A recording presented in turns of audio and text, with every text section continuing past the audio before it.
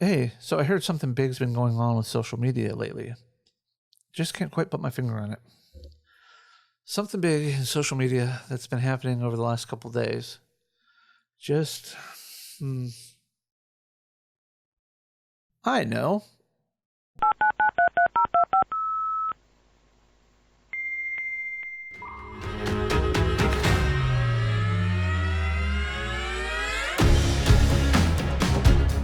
Greetings, program! So, yes, we're talking about Elon Musk buying Twitter. And what I'm going to be talking about is an article from King5.com, the local Seattle affiliate for NBC. And we're going to be talking about their FAQ, frequently asked questions. Everything you've been wondering about Elon Musk buying Twitter. And with that, we have Elon, buying Twitter via his own personal money, and then various other entities coming in to help pay for it for $44 million. It was announced yesterday, Monday, the 25th of April, that the Twitter board has agreed to the purchase. So, there's some basic questions. Who owned Twitter before Elon? What will happen to Twitter stock for those that have Twitter stock? Where did he get the money? He has just short of $300 billion in net value himself. He included his own cash for 2/3 of the price, so $21 billion. Another $12 billion in shares from Tesla to be used for secure loans from several banks, including Morgan Stanley and Bank of America. And the remaining money comes from Twitter's own assets.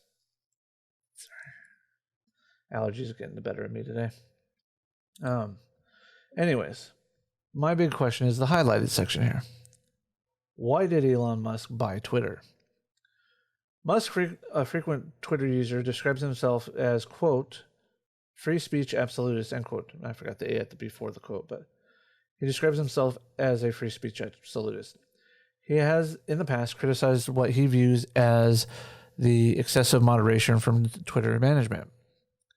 While his private motives are a mystery, his frequent and sometimes controversial tweets have fallen into the, quote, not quite illegal, end quote, category that he at times argues to be allowed.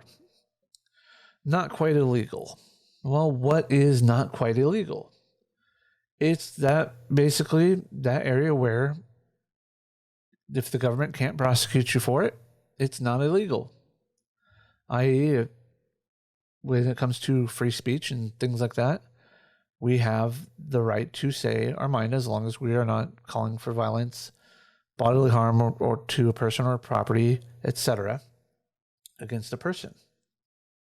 That being said, if it's illegal, he doesn't want it up there. And I think that's a very rational point. So, quote, if it's a gray area, let the tweet exist, end quote, Musk said during a TED conference. It's not for the money, though. Twitter lags behind other popular sites such as Facebook and Instagram, both in users and revenue. Well, again, Twitter wasn't necessarily built to make money in the same way that they are. It's built to make money in different ways. So, yeah. Didn't Musk try to buy Twitter before? Well, yes and no, as we're going to read. Earlier this year, in March, Elon Musk revealed that he had bought 9.2% stake in Twitter. That much stock earned him a seat on the company board, although Musk declined it after initially accepting the role. The reason why he recanted his exception is because of what they talk about. Shortly after, he floated his first offer to buy Twitter, buying out the shareholders at $52 or $54.20 per share. In response to the unsolicited bid, they adopted a poison pill defense, where stock in Twitter would splinter if Musk ever owned more than 15% of the company. It wasn't just Musk; that would have been to any persons. So, Musk, undeterred, instead put together his best and final offer in a bid to take the company private instead and circumvent the poison pill. Monday, the board accepted that second takeover offer, with shareholders getting the same amount per share as in Musk's original offer.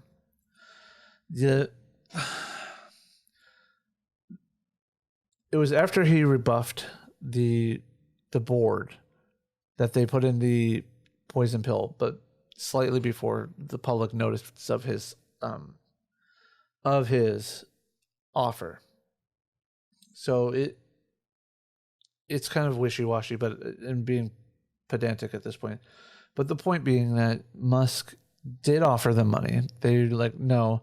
And just because of that, now we're going to try and, so you can't hostily take us over via buying stock. We're going to put this poison pill. But that poison pill did affect any stockholder. So not just Elon. So the reason why is because they were afraid of Elon either outright buying more than 15% or using other companies like hedge funds and things like that to buy more stock. So the last little question here is, will Twitter change now that Elon Musk has bought it? Elon says he bought Twitter because it's not living up to its free speech principles, and it could potentially change some of the platform's disinformation rules. Okay. This I agree with, but I also don't think that it's necessarily going to go the way that people think it's going to go. As being on the App Store for Apple and Google Play and things like that, there are certain terms of service that applications have to abide by just as much as the end users do. So with that, don't expect a radical change in everything, but do expect that, as far as Twitter's own policies and banning procedures, there might be a change. One of the most notable things that people are talking about is that former President Donald Trump was banned and that he could be back.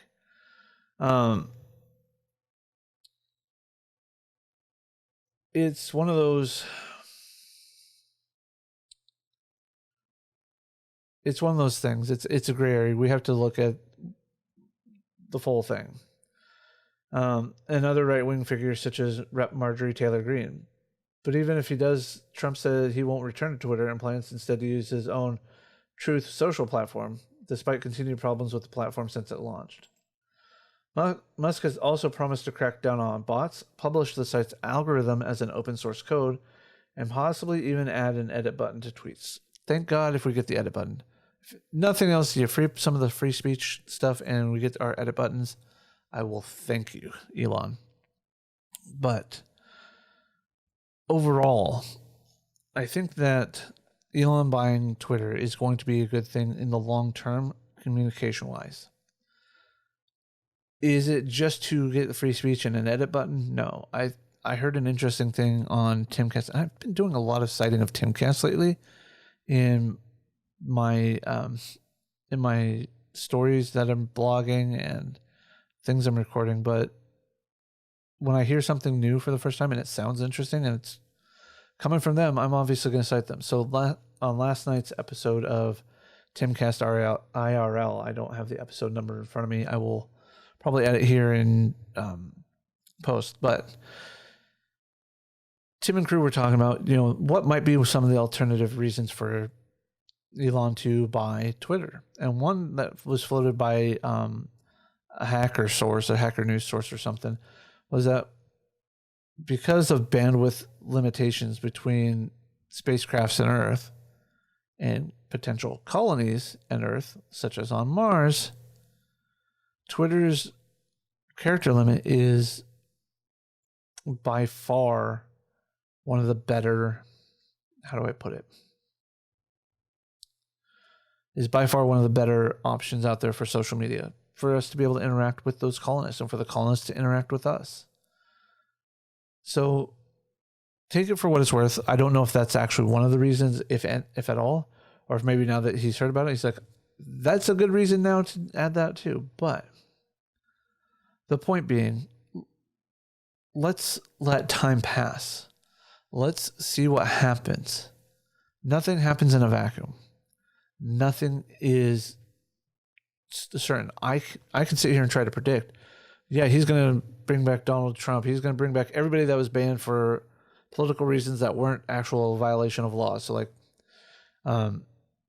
any Taliban accounts that were banned because, or Al Qaeda accounts that were banned because, beheadings, things like that.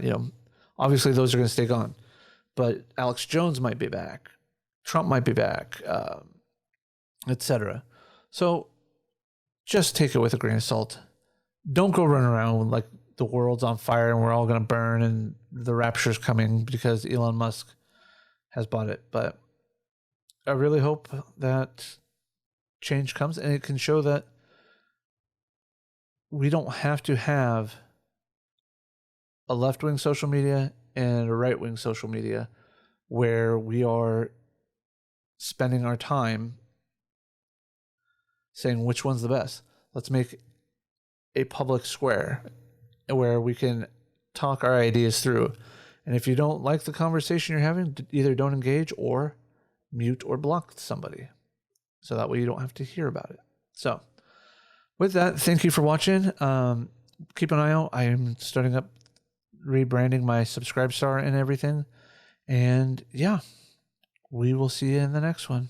Peace.